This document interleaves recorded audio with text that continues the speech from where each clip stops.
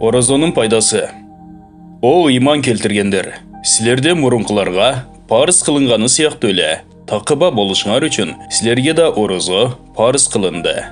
Бакара сүрөсү 183-аят.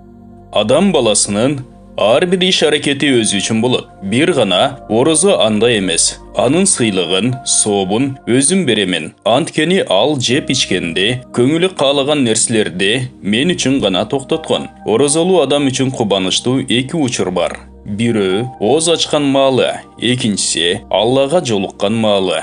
Оразолуу адамдын оозунун жыты Алланын алдында жыпардын жытынан да артык.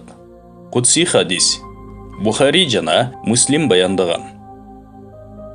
Исламдагы оразо ибадаты. Оразо араб тилинде саум же сыям деп аталып, тилибиздеги сөздүк мааниси кандайдыр бир нерседен сактануу,